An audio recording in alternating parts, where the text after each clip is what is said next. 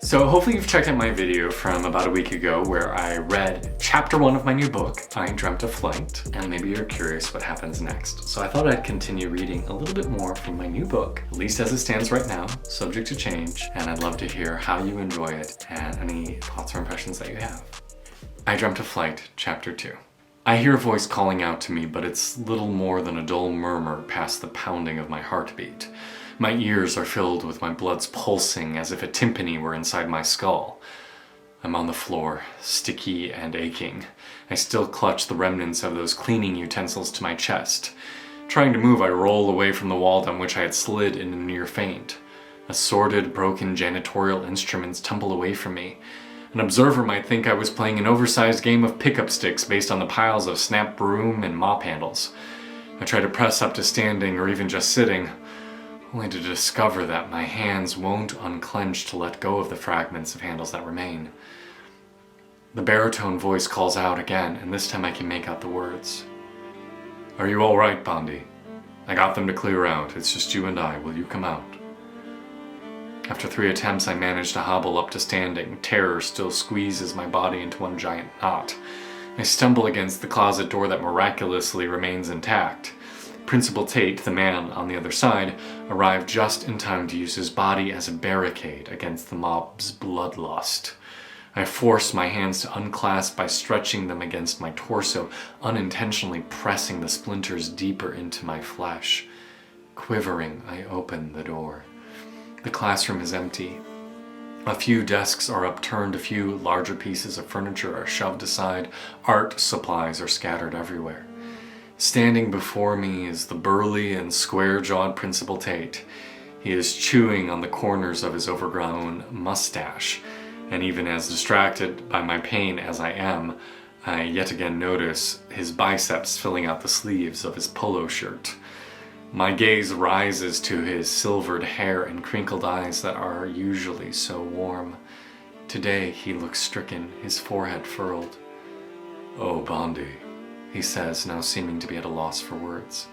His eyes travel up and down my frame. I look down for the reason for his dismay. Not only have I so thoroughly sweated through my clothes that it looks like I went for a swim, but my hands are dripping syrupy, almost black blood. It stained my shirt and pants. I marvel at how there is so much of it in such a short time. Shards of blue plastic and wood stick out of my palms. And I notice that sweat isn't the only reason that I'm wet. I apparently lost control of my bladder while inside. My boots and pants are sopping. I sigh and want to weep. "Keep it together, Bondi. You can cry tonight when you get home. Not now, not in front of others. Don't let them know how they've gotten to you." The principal puts a hand on my shoulder, feigning calm. Let's get you cleaned up, shall we? I can have someone bring you one of the gym uniforms after Miss Pratchett gets a look at your hands and make sure you don't need stitches. All right? I nod numbly. The next moments pass by in a blur. The school nurse cleans my wounds, removes the intrusive splinters, and wraps my palms in gauze. Mr. Harmon, one of the physical education teachers, brings me a XXL uniform, the largest the school has. I find myself sitting in Mr. Tate's office, staring blankly at the wall in front of me. The clock ticks past 8:45. So little of the morning has passed, yet so much has already happened. I don't remember hearing the first bell sound to herald the commencement of the school day. How could I have been so stupid? Why didn't I just stay home? Principal Tate comes to sit in the swivel chair across the desk from me. He presses his fingertips together in a steeple position and studies me from behind his cuticles. I look around the room, looking but not really seeing. My mind has become unusually quiet. It's stalled in neutral. "So," he says, after what feels like an inordinately long period of waiting and breathing, "our conversation has officially commenced." I stare back. I have no words. As far as I'm concerned, I just escaped with my life for the second time in 2 days. I knew the people of this town wouldn't be pleased about yesterday evening, but I didn't imagine it would escalate so. After all, I grew up here. They know me, sort of. Know me well enough to know I'm not someone dangerous. Well, mostly not dangerous. Can I even say that anymore? I'm still one of them, even if I'm a little different. I never expected them to chase me through the halls with proverbial torches and pitchforks. I blink my double eyelids. I watch Tate try not to viscerally respond to the gesture. I'd like to hear about events in your own words, Bondi, if you don't mind. We've all heard the news story, but I'm mature enough to recognize that it's only one very specific, and dare I say, speciesist perspective. And as I said downstairs to those parents, the events of last night happened on school property, so it's my responsibility to assign punishment, not the police. No one was maimed or permanently injured. You only have me to convince. Tate rolls his chair around so he's on the same side of the desk as I. He places his elbows on his knees and leans in, making deliberate eye contact. This is good. He's been trained to come across as empathetic, I can tell. Maybe it's more than affect? His eyes appear genuinely filled with compassion. I feel compelled to trust him. I've only had a handful of meaningful interactions with this man over the past few years, but for some reason I trust that he will truly listen. Will you tell me the story from your point of view? I sigh again and shake my head. Tears are threatening to overrun my lower lids, but I take a deep breath and squash them. Keep it together, Bondi. Not here, not now. Cry later. Okay, my voice croaks. I'll tell it as best I can. I knuckle my forehead with my bandaged hand and knead my temple. I search for where to begin. There are so many interlocked backstories that coalesce to tell the tale of how yesterday escalated. I imagine that Mr. Tate knows some of them, or at least can surmise with me looking the way that I do, but not all. I figure that the simplest, most straightforward answer is best. Don't get lost in the details. As you already know, 2 days ago, Dane attacked me in the gym locker room while I was changing. He tackled me while I was in only my underwear, forcing me onto the ground, and proceeded to pummel my chest, my stomach, my nether regions. Some of the students got him to stop, but most egged him on. I did nothing to provoke him. He just thought it was funny, laughed the whole time he did it. None of the teachers were there, and when he finally got off me, he threatened to do worse if I reported him. But later in the day, Miss Summers saw the bruises on my arms that were already appearing and asked me about them. I didn't mean to tell her, but some of it came out. I tenderly lift the bottom of my shirt to show the purple and blue blotches that cross my abdomen.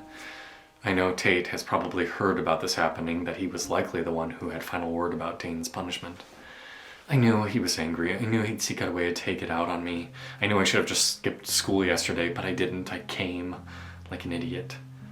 Mr. Tate interrupts me with saying, well, you should never feel afraid to come to school, Bondi. This should be a safe space for you.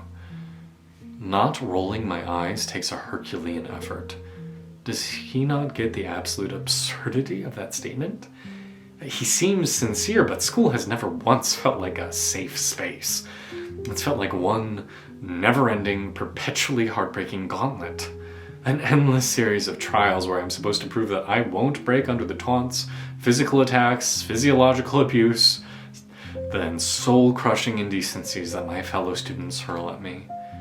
It's a painful ordeal that I have to survive. No, it is a far cry from safety. Not wanting to voice these feelings, knowing that he could never understand, I simply nod and carry on. Someone, one of his cronies, shoved a note in my locker telling me that he was going to be waiting outside of school to cut me to shreds. I thought it was an exaggeration. I thought I'd be able to book it out of here and disappear into the crowds. Again, he cuts me off. Well, why didn't you tell anyone? Did you report to any of the faculty that a student was threatening you? My eyes go wide. I want to tell him that it's not unusual for me to receive 10 threatening notes in a week.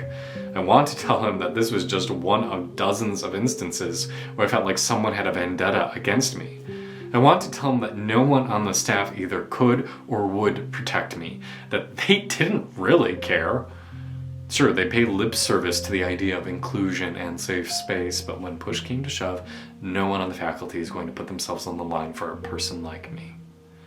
I want to say all of this, but instead I just say no. He nods. I breathe. He waits. This is the part he's waiting to hear. I gulp and continue on. After school, he was waiting for me. I don't know if he had members of his posse standing at each of the exits, letting him know which way I was headed, but he came upon me just as I was crossing the marsh. He was with 4 others, big guys, all of them, and 2 of them had knives out.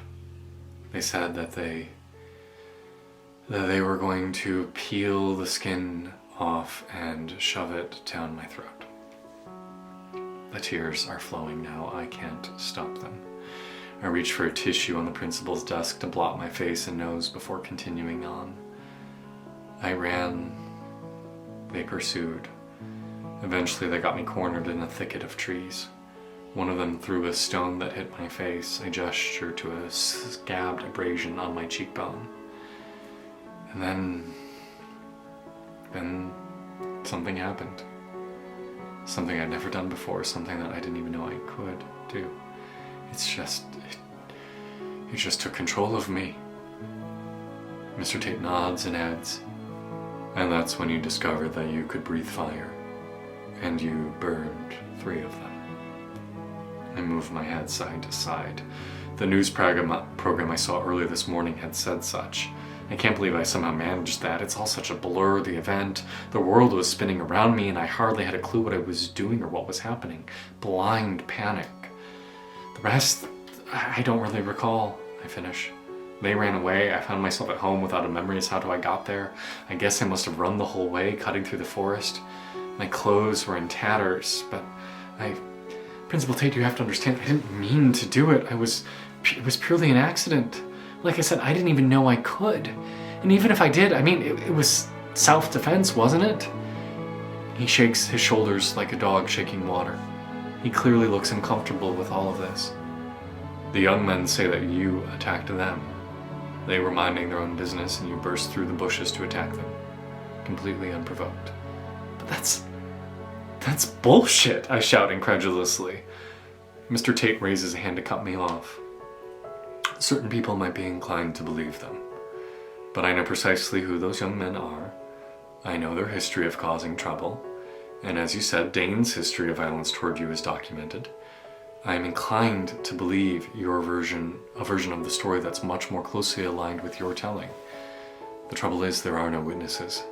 And even if there were, even if it was in self-defense, 3 young men had to get burns treated at the hospital because of you, Bundy. This isn't an easy situation for me to manage. I hope you see that. I nod and I try to not look too pathetic. I don't think Principal has the authority or the temperament to send me to a juvenile detention center, but the possibility does not escape me. I wring the edges of my t-shirt that I've been given and wince as the open wounds on my palm sting from the pressure. I flatten my hands onto my lap. Mr. Tate stands up and paces. He walks over to a wall and examines the photographs and framed documents. You know, my brother married a mythical. First in my family to do so. He plucks one of the pictures off the wall and passes it to me. I gingerly take it in my hands. There are many who called him a fool for doing so, even amongst our immediate family. But I thought he was brave, and I couldn't love his wife more than if she were fully human. The super-saturated photo shows a slightly younger version of Mr. Tate standing next to a man who is clearly his brother. They both have the same face shape and slightly receding hairline. His brother is the groom, and he is standing beside a stunning woman in a floor-length wedding dress. She is practically buried in a cascade of ruffles and lace. One would almost think that she were human if it weren't for the exceptionally pointy ears that extend past the folds of the veil and the 2 bright eyes that glow magenta. He smiles and takes the photograph back, replacing it on the wall. She's a nymph, he explains. They met in college, went to one of those big city schools where they're more accepting of interspecies relationships like that. Not out here. Not where you're the only one who looks like you do. They've been trying for years to have a child, but no luck yet. Do you get it from your mother or your father's side? I'm taken aback. This is not where I anticipated this conversation going. My dad was half dragon, but I didn't ever know him. He flew off before I was born. Mr. Tate nods and says, And there's no one around like you. No one to make you feel a little less odd. Such a shame. Well, there was a transmorphic kid in my 4th grade class, I want to tell him, but his family moved away when they saw how bad the bullying was here. He escaped after only 4 months, the lucky goat. He sighs and sits again. I wish we had more diversity in this school, Bondi. Hell, I wish we had more diversity in this county. I don't remember it being this way when I was younger. I swear there were a few, not many, but a few mythical and transmorphic families around. But they seem to all have vanished. And all that's left is us humans. Take us or leave us, we're not an easy bunch. He studies me. This has evolved into a more frank and revealing conversation than I anticipated. I feel seen, I feel heard. Why didn't he tell me this years ago? I would not have expected that the principal of my school would end up being the one to show me the most compassion. I would have thought I'd been, a social worker or something. But hell, I'll take it where I can get it. So I want you to understand where I'm coming from, Bondi. I want you to understand that I empathize with the difficulties of your situation. I know how hard it's been for my brother. I know how hard it is for people like you. He pauses and bites his lip, which is why it's so uncomfortable for me to say what I'm about to. Wow, that was a setup for an abrupt turn in this conversation. My hands clench the seat below me and I hold my breath. I can't have you in school here, Bondi. It's not good for you or for the other students. It's clear that we can't protect you. And as you grow into yourself, we don't have the facilities for us to protect the other students from you. A barrel of ice water pours down my back. What did he just say? I'm not expelling you per se, but you are no longer invited back. You can finish out your school year at home or maybe transfer to another district where they can accommodate people people with your special requirements. I'll do my best to prevent any of the families from pressing charges. No one was seriously injured, and I do believe that you were the one attacked. We can show a history of violence with at least one of the boys toward you. But, I feel myself speaking without realizing that I am. If I don't finish out my senior year, I won't be eligible to attend college this fall. It'll prevent me from moving away from this place. There aren't schools with even an hour's drive that have a single other mythical in attendance, let alone a program designed for one. And my mom works 2 jobs. She can't facilitate remote learning. You're... I'm out of words. This can't be happening. I'm only doing what's best, Mr. Tate replies, trying to look caring. Both for you and everyone else. You'll be happier alone. You'll feel better without others poking and pointing out your differences every day. I'm confident we can get you set up with something better. I'll have Miss Scott, our resident learning specialist, reach out. But I've stopped listening. This can't be happening. It can't. As horrendous as school is, the living, waking nightmare that it has always been, the only thing worse is imagining that I never get to leave. Without a high school diploma, I can't get a real job. Without graduating, I can't escape to university and learn to spread my proverbial wings. Oh my god, this is an absolute catastrophe. I tune back in as Mr. Tate is finishing up saying, I think ultimately we will all be much happier. I just nod. I say, okay.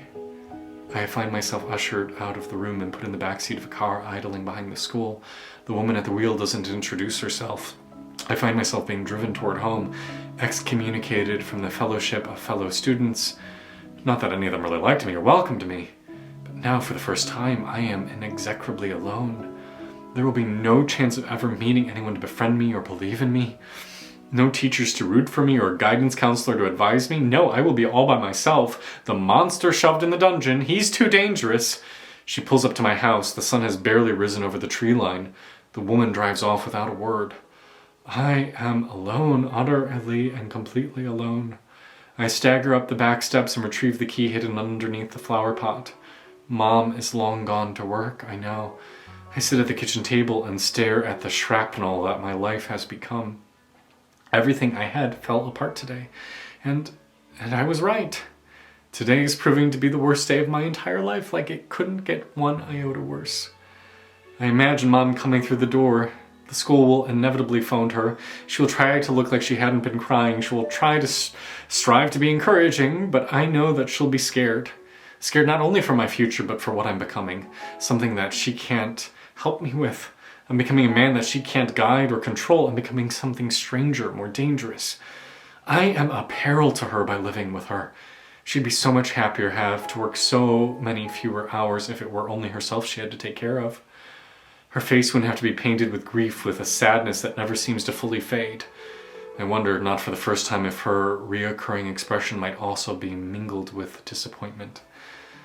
That she is disappointed that I hadn't turned out more like her, that I couldn't have been born looking entirely human. She'd be happier. I would too. And what about the police? I know what happens to people like me in jail cells. I stare at my bandaged palms and an idea blossoms into my brain. I can't say it's the best idea, but it is one that has been lurking in the shadows for some months now.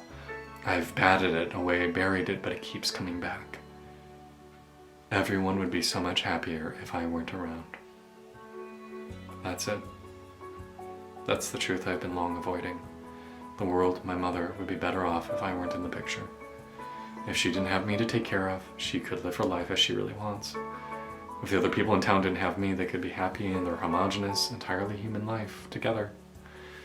And me? I wouldn't have to be perpetually reminded what a freak I am. How vilified. How deplorable.